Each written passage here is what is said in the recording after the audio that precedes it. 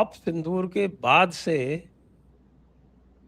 जो भारत का जो वॉरफेयर पैराडाइम है, जो भारत का जो परिप्रेक्ष्य है वॉरफेयर का, उसमें बड़ा परिवर्तन आया है। बहुत से खास तौर से जो वेपनरी है या जो आपके उसके इंटीग्रेशन है, लेयर्स हैं, उनमें सब में बड़ा परिवर्तन आया है। यानी कि अगर आज प्रयास करे तो पाकिस्तान, तो संभवतः उसको सबसे पहले तो लेज़र बीम से झेलना पड़ जाएगा।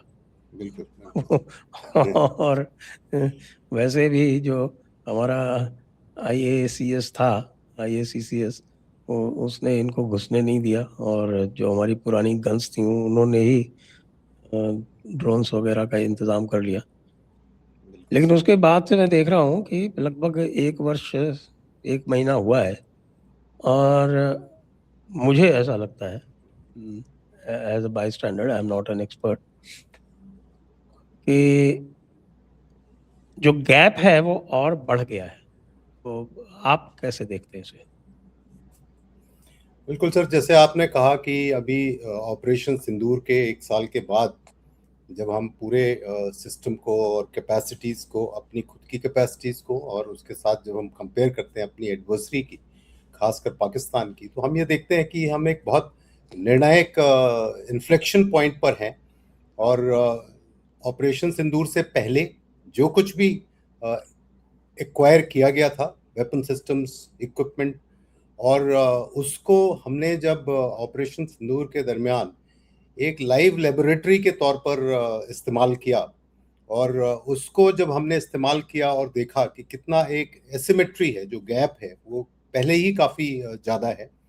और उसके बाद जो हमने अपनी ऑब्जर्वेशंस की, और जो नए दौर की लड़ाई का, जो नई फिलॉसफी जो है हमारी युद्ध की, जिसको multi domain non contact precision warfare के रूप में देखा जा रहा है, तो ये इस पर हमने बहुत विचार किया। और इसके ऊपर हमने ऑपरेशन सिंदूर का जो अनुभव था उसके ऊपर रशिया यूक्रेन का, फिर इसके बाद इज़राइल गाज़ा कॉन्फ्लिक्ट जो हुई उस पे, और अब तो Iran, US Israel Iran conflict के भी बहुत सारे लेसन्स आए हैं। तो ये सारी लेयर्स को लगाकर काफ़ी विचार किया गया है इसके ऊपर में। और जैसे दर्शकों ने सुना होगा, CDS जो हमारे पहले थे, जनरल अनिल चौहान, उन्होंने कहा था कि you can not win today's war with yesterday's weapon systems. To fight the war of today and to fight it today, we need tomorrow's technology. तो ये इस बात को, और इसके साथ साथ और भी जनरल्स ने, जैसे पहले आर्मी चीफ थे, वाइस चीफ थे, बहुत से लोगों ने इसके बारे में अपनी अपनी राय दी है। और अब जब हम देखते हैं कि डिफेंस एक्विजिशन कमेटी, जिसने 3 ट्रांच में अपने जो अप्रूवल्स दिए हैं, जो कि फ्यूचरिस्टिक अप्रूवल्स दिए हैं, वो एक था अगस्त 2025 में लास्ट ईयर, एक था दिसंबर में लास्ट ईयर, और जो अभी जुलाई की शुरुआत में जो अप्रूवल आया है। तो इन सब को मिलाकर जब हम देखते हैं तो हमें ये समझ में आता है कि हमारी जो वॉरफेयर की जो फिलॉसफी है उसमें बहुत स्ट्रॉन्ग एक्चुअली शिफ्ट आया है। और इसके साथ साथ हमने अपनी प्रायोरिटीज सेट की है कि ये प्रायोरिटीज हमारी क्या होनी चाहिए। और इसके अलावा ये भी बात गौर करने लायक है कि हम सिर्फ आत्मनिर्भरता की बात नहीं कर रहे हैं, अब हम उसको मिक्स करके देख रहे हैं कि हम एक्सपोर्ट की कैपेसिटी कैसे हासिल करें। तो इस तरह से ये 3 जो स्तंभ हमें नजर आ रहे हैं, उन स्तंभों पर पिछले 1 साल 1 महीने में बहुत तेजी से काम हुआ है। और आगे भी अगर 2-3 साल तक इसी स्पीड से चला तो आई थिंक हमारे एक एडवर्सरी तो बिल्कुल ही रेस से बाहर हो जाएंगे, और दूसरे एडवर्सरी को एक अच्छा खासा चैलेंज देने की पोजीशन में हम लोग होंगे। तो अब ये जो शिफ्ट आया है, ये शिफ्ट एक्चुअली यही शिफ्ट डिसाइड करता है कि हमारी प्रोक्योरमेंट की पॉलिसी क्या होगी, उसकी प्रायोरिटीज क्या होंगी। तो जो मुझे तो समझ में आता है, देखिए। हाँ जी।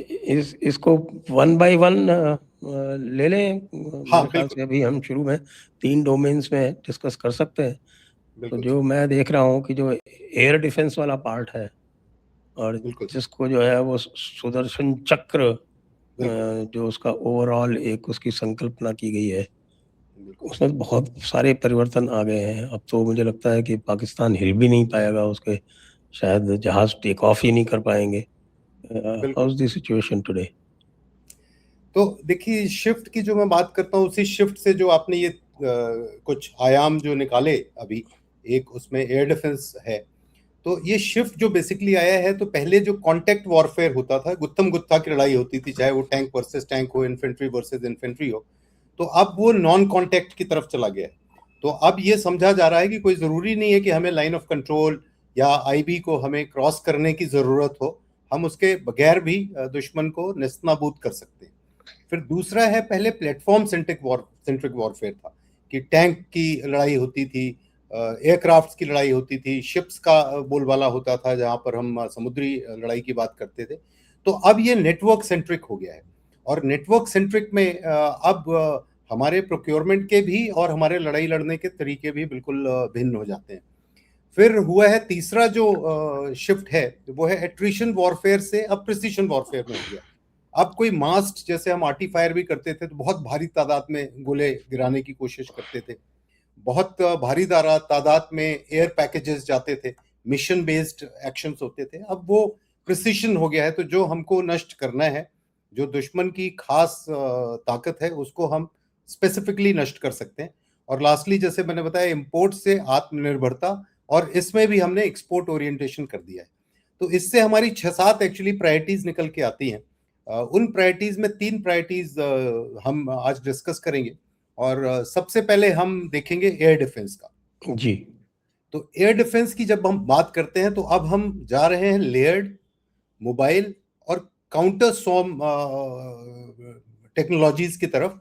और ये 3 जो प्रमुख दायरे हैं, इन दायरों में सभी जो कैपेसिटीज हैं उसको मिलाकर एक बहुत बड़ा तंत्र तैयार किया जाएगा, और उसका नाम हमारे प्राइम मिनिस्टर ने उसका ऐलान किया था, सुदर्शन चक्र का।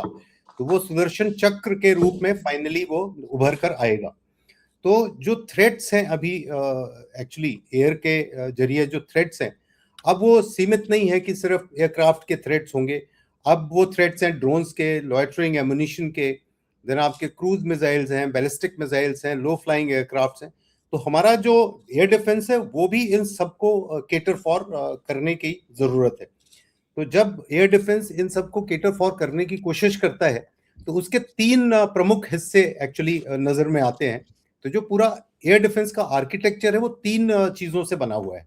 उसमें जी। पहली चीज तो है सेंसर्स। जी। सेंसर्स हैं वो सारे रडार, सैटेलाइट, सारे किस्म के जितने भी आपके तरीके हैं, जिससे कि आप दुश्मन के बारे में सारी जानकारी रखते हैं, सारी जानकारी हासिल करते हैं, उसको ट्रैक करते हैं, और उसको समय के अनुसार जब वो आपको लगता है कि वो आपके ऊपर खतरा बन सकता है, तो फिर उसको आप उसके ऊपर एक्शन करते हैं।